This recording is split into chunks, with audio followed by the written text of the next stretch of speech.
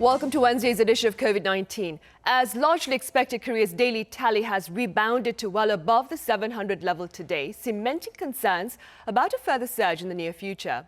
Meanwhile, on a bright note, Korea's economy also noted a rebound to levels prior to the pandemic. We have details later on. Here first is our Kwon So-ah with the pandemic numbers. So I'll start us off then. Well, Sunny, the decline at the beginning of the work week was definitely not a sign to be relieved, as we are seeing a jump from the 500s to 775 this Wednesday. And the number of domestic transmissions has even hiked from the 400s to the 700s. Now, with that, the number of total infections in the country stands at 120,673, but we also have surpassed 110,000 in people who made a full recovery from the coronavirus. So we are back to the 700s now, with this jump by more than 260 cases in just a day. But we have been seeing this pattern for weeks now, where the numbers have been surging by around the middle of the work week. So why don't we take a look at the on-week increases on Wednesday? We did have 500s by the end of March, but we are seeing a gradual increase now here, close to 800 infections. And now let's take a look at the average number of daily domestic cases in the past week, which has risen to 648. Now, while the daily tally actually meets the criteria for a higher level of social distancing, the government has been cautious with that, rather concentrating on containment efforts depending on the situation by region. And the KDCA in its latest meeting has made a review on such measures in Gyeonggi-do Province, the capital Seoul, Ulsan, and Busan. If you go over to our map now, Ulsan and Busan actually do seem to have the same number of new infections. Now, the newest measures there include in Ulsan, this city has designated Saturday as a special inspection day at high-risk facilities, and Busan is focusing on more free testing. And the capital Seoul, meanwhile, here has seen a surge to 259 infections this Wednesday. Right, and so on the local vaccination front, we have roughly 2 days left until the government's goal of completing 3 million shots by the end of this month. Right, Sunny. And with some 175,000 jabs administered on Tuesday, as you can see here, now over 2.5 million people have received at least one shot of the vaccination. So Acting Prime Minister Hong Nam-ki has reiterated the government's promise to reach that goal of 3 million by the end of this month. And he also stressed the importance of homemade vaccines. The fundamental solution to vaccine shortages is achieving vaccine sovereignty, meaning domestic vaccine development. Currently, clinical trials for domestic vaccines are underway at 5 companies, with 2 of them having started Phase 2, and Phase 3 expected to begin in the latter half of the year. And more on the vaccination program. This Wednesday, vaccinations for military service members aged 30 and older has kicked off, who are being administered with AstraZeneca's vaccine. Some 126,000 are subject to receive their first dose in the next 2 weeks. Meanwhile, beginning May 5th, eased guidelines for people who already got vaccinated regarding quarantine are set to take effect. Fully vaccinated people will not have to go in mandatory self-isolation after coming in contact with a COVID-19 patient. And the same goes for people returning from abroad. In both cases, though, they have to test negative in PCR tests. Over in the U.S. now, the CDC has announced a new guidance on mask wearing for fully vaccinated people. It said it's safe for them to unmask at outdoor small gatherings when dining outside, but it will be continuously advised to wear these masks at large outdoor gatherings and also at indoor public facilities. Now, going over to our global numbers now, the U.S. here, although millions of people are being vaccinated day by day, it is just now approaching 33 million in total COVID-19 infections. And here, India, close to 18 million cases, reported over 360 cases in just a day in the past 24 hours. And we also have the Turkey here with 4.7 million infections, which has just announced the strongest lockdown ever, which will take effect on Thursday. And we're also seeing an overall increase in infections around the world with over 852,000 cases and also a surge in fatalities. More than 15,000 were reported in just a day. And those are the updates I have for now. Back to you, Sunny. All right, so thank you for that. Right now, for a closer look at the latest on the pandemic front, I have Abby Lee here in the studio with me. Hello, Abby. Hi, Sunny. Right, now before the show, you were telling me you have a mixed bag of items today, right? That's right. So we have some positive news coming out of here in South Korea, but there is a mutant scare around the globe. Let's begin with the upbeat news of more availability of the vaccines here in South Korea. President Moon Jae-in met with the head of the U.S. vaccine producer Novavax Tuesday and expressed hope for the speedy production and distribution of the vaccine. On the same day, the firm's CEO Stanley Erk also met with Seoul's Vaccine Implementation Task Force.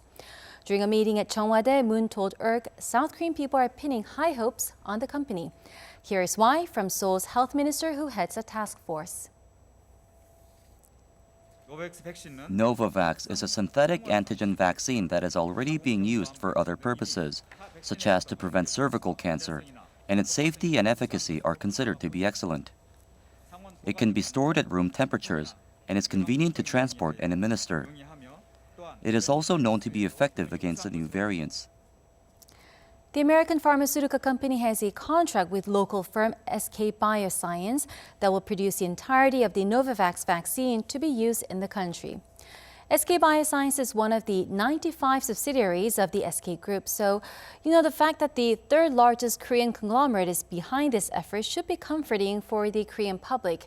I mean, Koreans have love-hate relationship with conglomerates because they don't want the conglomerates to take up all the businesses, but they do trust that a bigger company is behind all this effort. And unlike the other two vaccines, Johnson & Johnson's Janssen or AstraZeneca, the Novavax ones will be manufactured under a technology transfer agreement.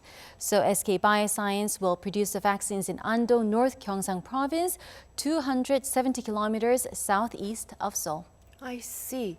Abby, so did the meeting between Novavax and Korea's vaccine task force yield tangible results? I would say so, yeah. The Vaccine Implementation Task Force revealed three main takeaways from the meeting, and those are extending the technology transfer contract beyond this year, collaborating on raw material supply, and the speedy approval by Korean regulators. The Seoul government is aiming for a smooth process from approval to distribution to meet its plan to secure up to 20 million shots of the vaccine by the third quarter this year. Initially, SK Bioscience and Novavax had an agreement to produce vaccine raw materials by the end of the year, but agreed on extending that time frame. But the extension timeline is still under wraps. Right. Meanwhile, on the international front, now, Abby, we've mentioned this a few times on the show before, India's double mutant. My question today is, are our current vaccines effective against it? Yes, that is the short answer. The B1617 variant raised alarms after it was identified as a double mutant. First identified in India, the new variant has two significant genetic alterations on a surface protein. The first is similar to the variant that appeared in the British, South African, and Brazilian variants, and the second can be found in the Californian variant.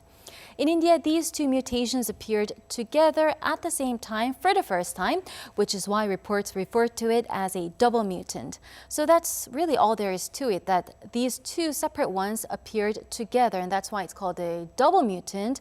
So it's not really as ominous as something that you would read at a Marvel novel or something like that. But it does sound more scary, and that's why people are worried about it. India has more than 17.3 million confirmed infections, the second highest number after the United States. Almost 200,000 people in India have died from COVID-19. I hear Western countries are also racing to India's aid. Tell us a bit about that. So that's right. In the U.S., prominent Indian Americans called on Washington to boost aid to India. The dean of the Brown University School of Public Health, Ashish Jha, urged for more medical supplies and vaccines to the country. Any American who wants a vaccine, any adult, can probably get vaccinated within 24 hours across the country.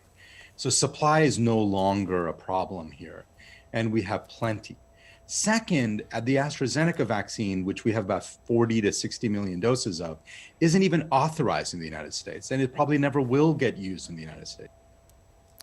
Britain and Germany have also pledged to send in urgent medical aid. The World Health Organization chief, for his part, called the situation beyond heartbreaking.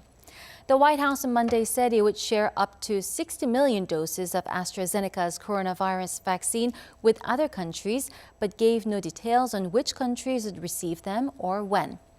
An AstraZeneca spokeswoman declined to comment further, saying the decision is entirely up to the U.S. government. That's all for me today. All right, Abby, as always, thank you for that. Thanks for having me. Right, over in the US, a COVID-19 survivor has been seeking to do her part in the fight against the pandemic by launching a grassroots movement online in hopes of bringing together survivors and supporting research efforts. I have Diana Barrett live on the line. Welcome to the show, Diana. Thank you so much for having me on. Right, now, Diana, back in August last year, we had a member of your movement on the show to share, among other things, work that is that your group seeks to do to tackle COVID-19. What have been some of your latest efforts to this end since then? I have to tell you, so I started Survivor Corps on March 24th of 2020. I was in isolation. I was one of the first people in the United States with a positive diagnosis of COVID. And I had no idea what I was creating at the moment. What I ended up creating was a movement of citizens to connect with scientists to get to the root of what is going on with COVID, because the answers to the mysteries of this novel virus lie in the bodies of survivors like me. And if we can partner with scientists and doctors on equal and valued footing, we can move science forward so much faster and so much better. Right, Diana, as you mentioned, you were among the first to be diagnosed with COVID-19 in early March last year, and you've also been battling long COVID, I hear. Could you tell us a bit about your experience and perhaps about those of others around you? I have to tell you, I am a better spokesperson than I am an example.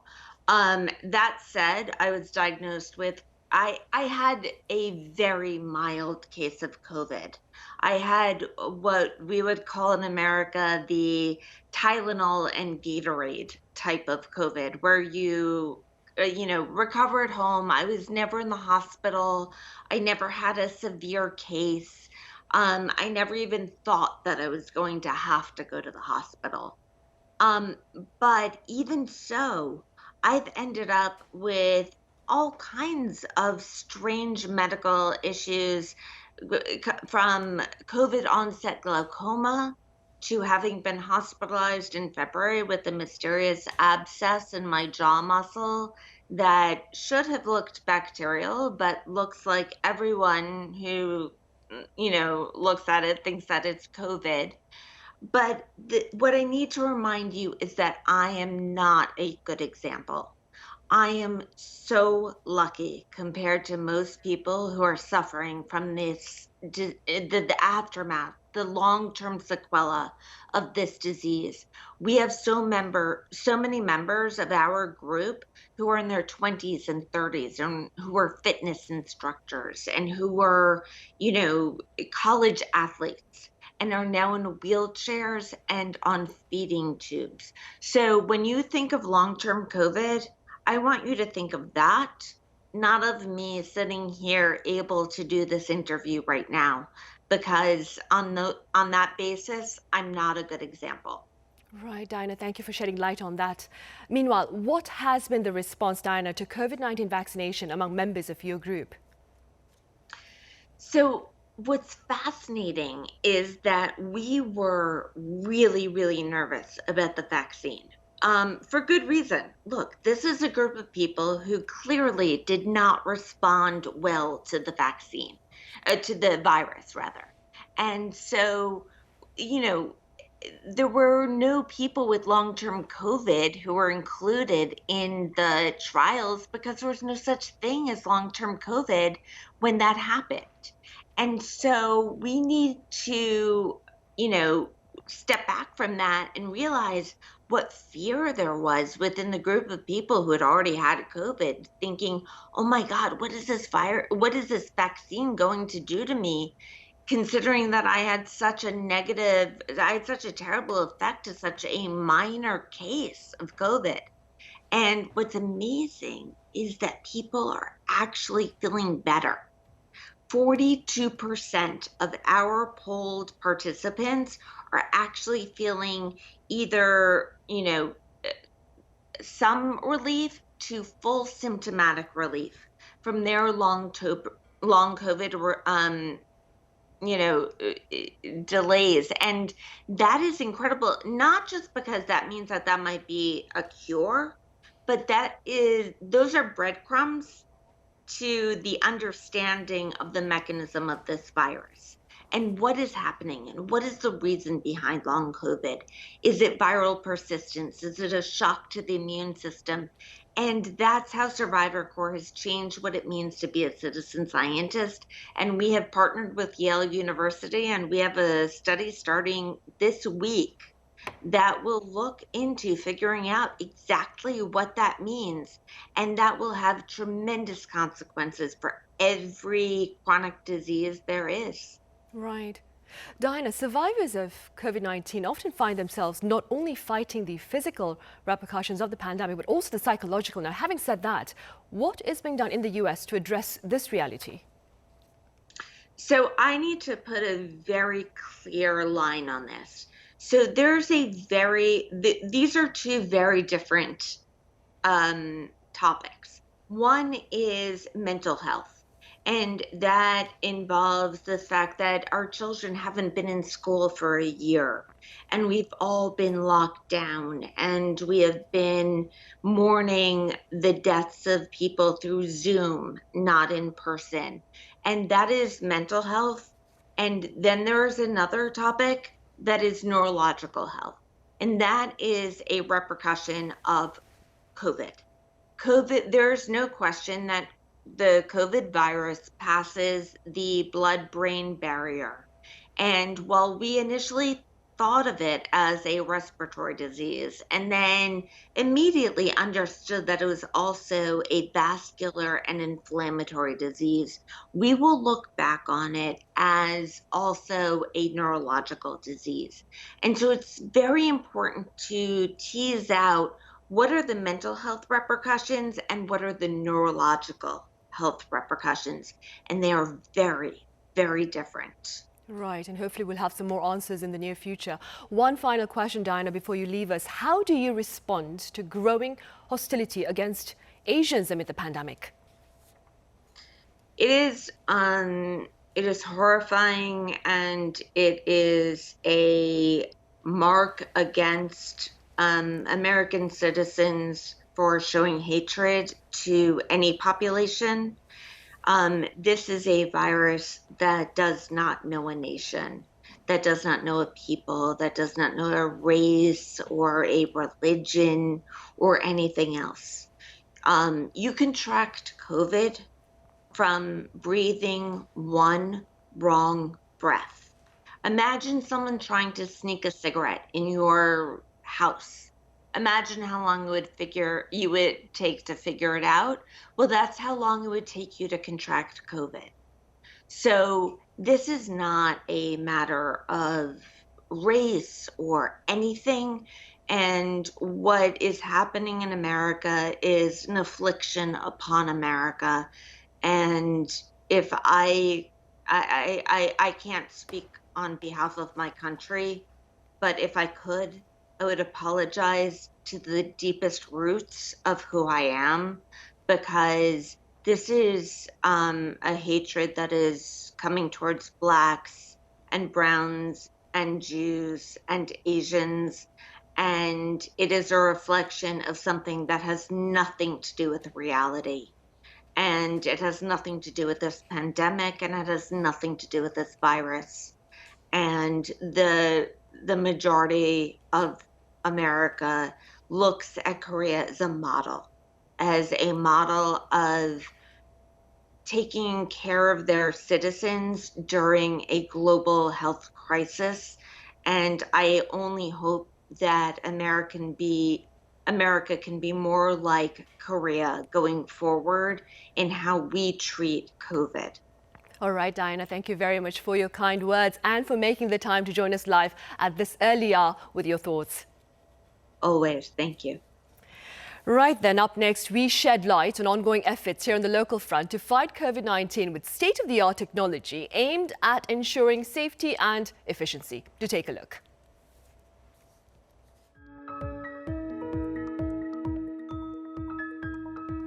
I am at KAIST, where tons of COVID-19 related scientific and technological studies are being conducted. And at here, you can find out the latest developments. So without further ado, let's get inside. You can check out over 10 cutting-edge technologies and devices developed by KAIST as part of its mobile clinic module project. For example, these protective suits look similar to the conventional ones, though some newly developed technologies are implemented.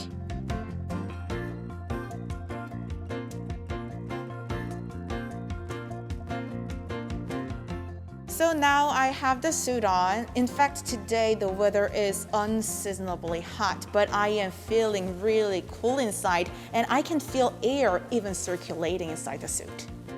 So we made 3 types of cooling system. The first one is active ventilation system. It blows the air and pulls out the air from the body.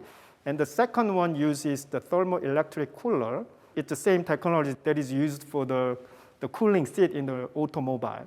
And it lowers 7 degrees Celsius in the suit.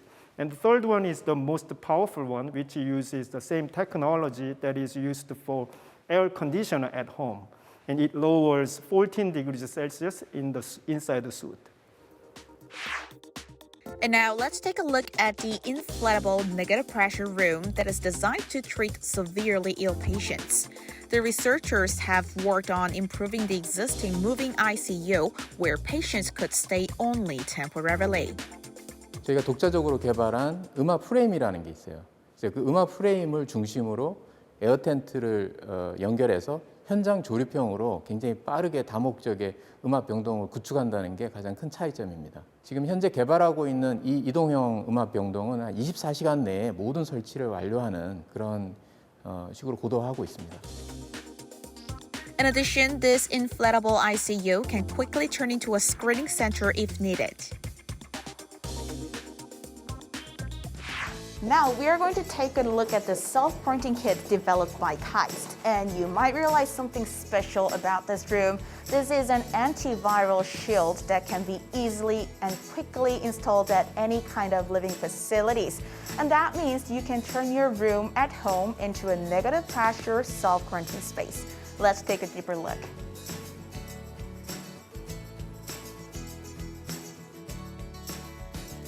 The self-quarantine kit has a variety of items you will find useful, such as an antiviral shield, where it has a pass box at the bottom to prevent any possible transmission, individual quarantine items, and a negative pressure machine designed particularly for self-quarantine. 환자들이 늘어나니까 병실이 부족하잖아요. 그러니까 이제 기다리는 게 너무 불안하고 어떤 대처가 없었어요. 그래서 이제 이런 90%에 해당되는 코로나 경증 환자들을 위한 어떤 디바이스가 필요하다는 생각 때문에 이 디바이스를 만들게 됐습니다. 그래서 이 디바이스를 가지고 있으면 어떤 방이든 호텔이든 숙박시설에 완벽한 음압 병동을 만들 수 있는 키트입니다. Other than those, so many technologies such as a negative pressure stretcher are being currently developed. 이 산업을 통해서 우리가 전 세계로 수출하는 물건들을 개발하는 걸 목표로 하고 있고, 더 나아가서는 지금 현재 개발되지 않은 기술들, 카이스트가 가지고 있는 과학기술로 더 확장할 수 있는 간병 로봇이라든가 또 ICT를 이용한 기술들까지 확대해서 산업화할 계획을 가지고 있습니다. Today, we learned some amazing new quarantine technologies here at KAIST. Hope we can find them in our daily lives in the near future so that they can play a significant role in overcoming the COVID-19 pandemic. This has been 신세경.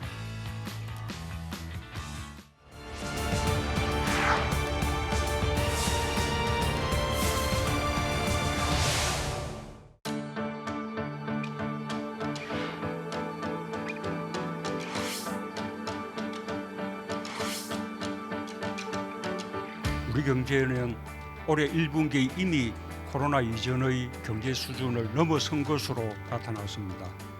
이제 한국 경제는 코로나의 어둡고 긴 터널을 벗어나 경제 성장의 정상 궤도에 올라섰다고 말할 수 있게 되었습니다.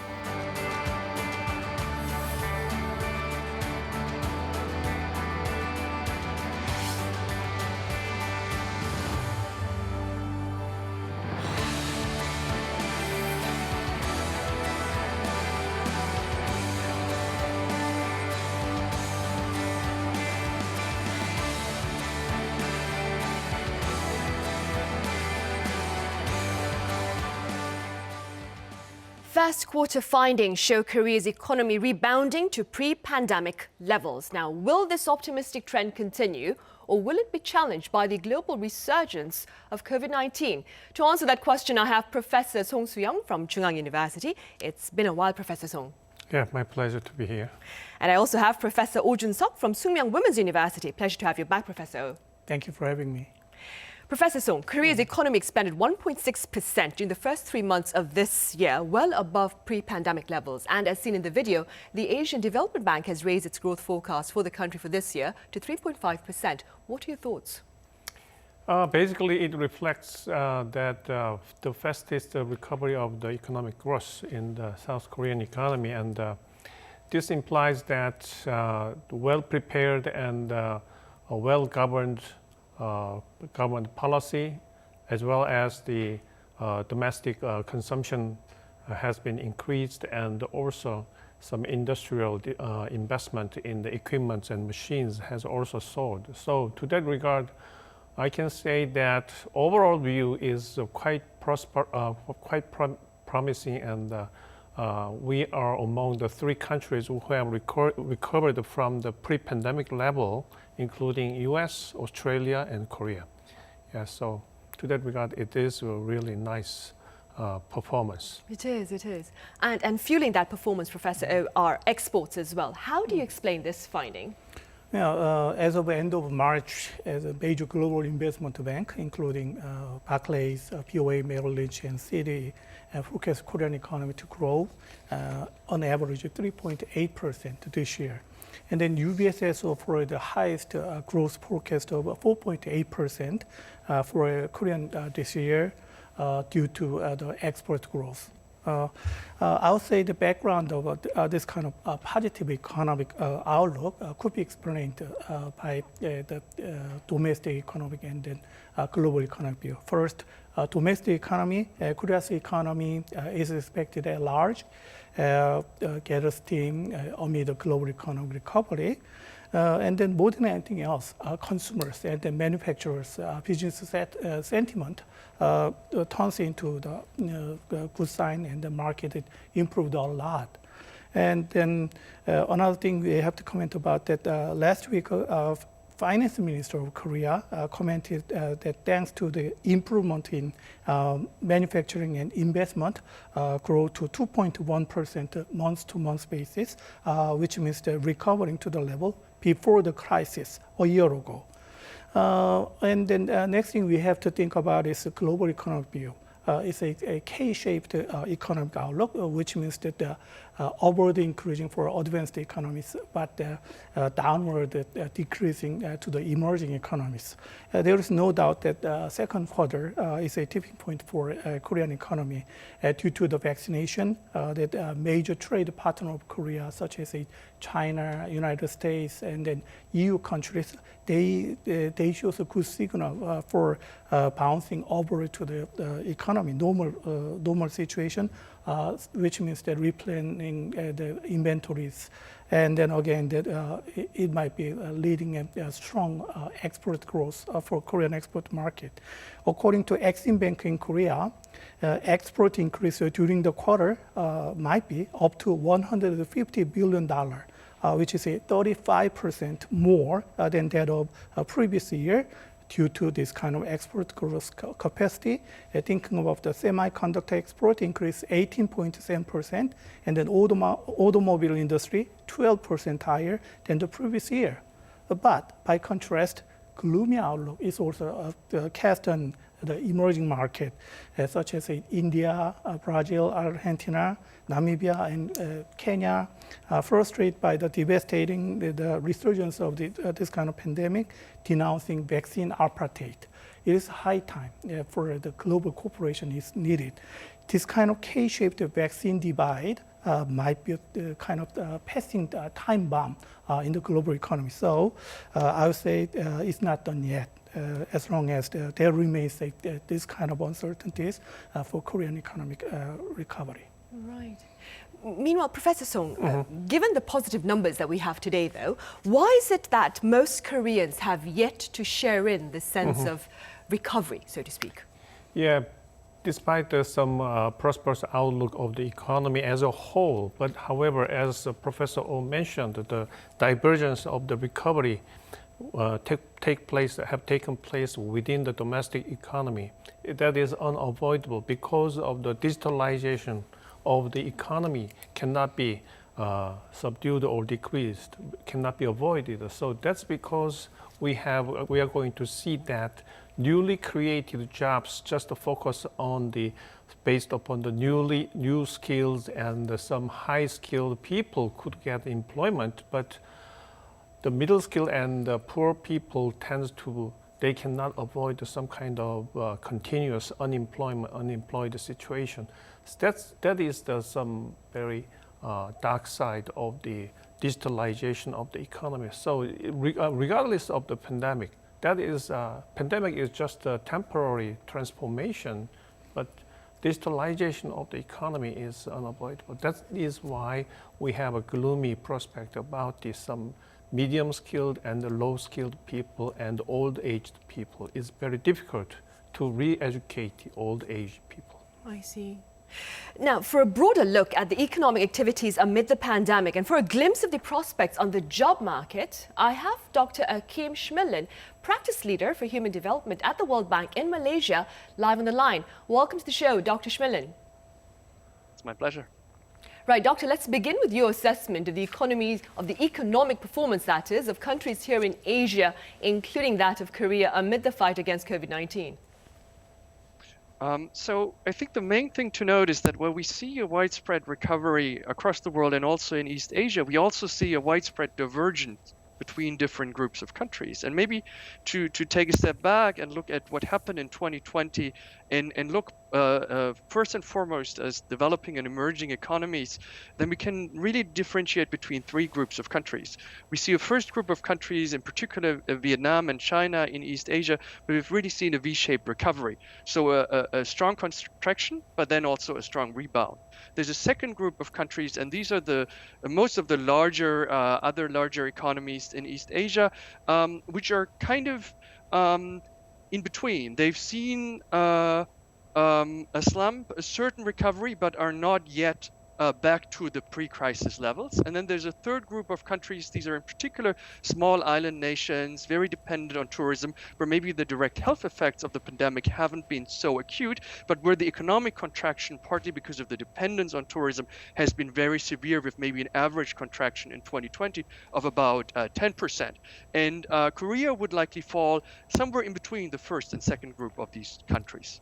Right. Dr. Schmilin, the global labor market has been hard hit amid the pandemic. Please tell us a bit about the sectors and groups that are suffering the most.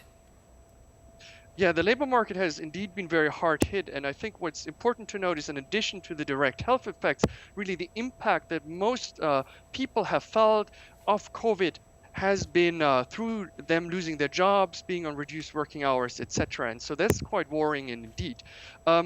in terms of groups that have been particularly affected, it's also worrying to note that these have actually been some of the groups that were more vulnerable before. For instance, a lot of women have been affected because they tend to be in service type of jobs more prominently, where social distancing measures, other policies have really led to a lot of closures of businesses and the loss of jobs. Another group of workers that I would like to mention are those in the informal sector, so those not covered by social insurance arrangements like unemployment insurance, pension insurance, and this has meant that these workers have actually been quite without a safety net, and it's something to really worry about, and at the same time maybe to see the pandemic as an opportunity to build back better, to invest in these kind of social insurance arrangements. And last and finally, as you mentioned, the sectors, it really is very much partly the direct health effects, but even more so the measures in terms of lockdowns or otherwise containment that has had an effect here. And so it's been very much the services sector, it's been the health sector, of course, with very direct exposure, even now much progress with vaccination as well. And then it's been other sectors like tourism, where we've really seen a very deep slump. Right. And how would you assess the state of Korea's job market? I would again say that probably Korea falls in between some of the economies that we do see in the region. As Professor Sung was mentioning before, Korea is going back to something like the pre-crisis level of economic output, so that's a good sign. At the same time, some of these labor market effects actually may linger even while the economic recovery is underway. Labor market employment jobs are kind of a lagging indicator, as it really takes time for firms to start hiring again, finding workers, and then, as Professor Sung also already mentioned, finding workers really with the right skills of jobs to fill these newly emerging positions. And I do think that's a huge agenda for Korea, but it's also a huge agenda for East Asia more broadly. Right. Dr. Schmilin, there has been much hope for vaccines to revive global economic activities, but resurgences are dampening that particular hope. What is your general outlook for the global economy this year? I think our general outlook, or my general outlook, would be one of recovery with some downside risks, and of course even making any kind of predictions is extremely complicated right now because we do face so much uncertainty. But overall the outlook is one of a recovery, and again I think we can then move from the global picture, from the general picture, to something that's a bit more differentiated. And coming back to my initial statement about the divergence between East Asian economies, one thing we might see and we might be a bit worried about, at least to some extent, that we might go from a divergence to really a three-pronged recovery, where some economies are going to grow very solidly, like the World Bank's latest East Asia and Pacific Economic Update would project China and Vietnam to grow by 8.1% and 6% respectively. The second group of countries that are facing more difficulties with maybe more modest growths of, I think an average about 4.4% is what we project for 2021. And then there's this third group of countries where the crisis has really left very deep scars, these Pacific islands, these tourism-dependent economies, and there we might even see negative growth rates well into 2021. I see. All right, Dr. Schmilin, thank you very much for your time and for your thoughts. My pleasure. Thank you. Right then, Professor O, back on the local job market, as Dr. Schmilin has pointed out, women appear to have been more affected than their male counterparts. How do you explain this reality? Yes, so you raise a very good point. It is an interesting fact, which is recently published by KDI report. According to an analysis of Korean consumption, export and employment and production data, KDI concluded that manufacturing recovered better than service, and then export fared better than domestic demand. The report shows that Korean economy exhibiting a moderating slowdown led by continued favorable condition in manufacturing and improvement in economic settlement. And the service sector is still suffering from setback amid the pandemic. Its sluggishness is somewhat moderating as the country relaxed tougher social distancing rule in February. Now let's go back to the point, what you mentioned, that employment shock. There might be two reasons. First, different sensitivity of the pandemic might, rather than gender discrimination, rooted in the different sensitivity of the industry. Think about it, a relatively larger portion of women employment, service industry like hotel, restaurant, tourism, aviation, more vulnerable to the pandemic and to the lockdown. Hospitality business like event, exhibition, or the conference promoting social gathering can never be comparable with social distancing rule. And second, I'll comment on mother employment. As a result of this kind of lockdown or shutout, that online class and then homeschooling increased the need for family care and then child care, especially at home. Telecommuting could be an alternative, but it's just for the temporal. So as time goes, that mother employee had to take care of their children at home, so they have no other choice but to choice between the employment and then children care. Right. Professor Song, the Moon administration is looking to raise the minimum wage to 10,000 won. What impact can such an effort have on bridging income disparities in the long term? In the long run, I think the increase of the minimum wage is necessary, is unavoidable and indispensable part because in order to maintain the consumption purchasing power among the poor people and less developed skilled people, those people cannot but rely on this kind of subsidy provided by the government as well as some higher minimum wage for their job if they got employed. So recently I have seen that the past 2 years, because of the pandemic spread outbreak, the minimum wage increase growth rate has been very subdued, just only 2% or 1.9%, so less than 4%. So as early as 2018, it was 16%. So this year, if they accomplished some 14.7% increase of the minimum wage, then the minimum wage could be as much as 10,000 won, which was the president's promise to increase the minimum wage. So in the long term, I believe that the minimum wage, just because of even though it could be a burden to the economic recovery, but not at all. Actually, that could help recover the economy and sustain the economy to grow, particularly considering the effect of the ESG, environmental, social, and governance issues. Then we have to keep the minimum wage as at least as much as 10,000, and also now as an alternative, I would like to consider some kind of adoption of the basic income policy among the government. That is maybe a next agenda, but I think both those two might be necessary. I see.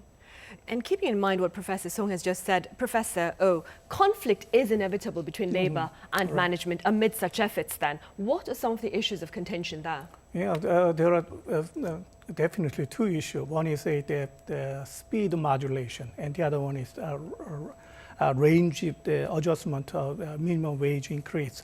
So as far as the speed modulation, as Dr. Song commented about, that basically I totally agree with Dr. Song because that it might be a support for the purchasing power in the market. Minimum wage increase might be needed at this moment more than anything else. But the problem is, as Dr. Song commented about, that in 2018, the growth rate is 16%, and 2019 is 10.9%. So this is according to the self-employed union and then self-employed committee, they demand slow the speed of this kind of increase. And another point is that from the labor union, they think about the union criticize there is no explanation at all or remorse from policymakers. President Moon make a commitment to the 10,000 won our price, 10,000 won or equivalent to $9. But the President Moon do not keep his promise. So this kind of conflicts might be, there is no kind of cushion area, so might be parallel. So it will be a long wait to negotiate related with minimum wage prices. Right, talks are expected then. All right, Professor, thank you very much for your thoughts. And Professor Song, thank you very much for your insights today. Yeah.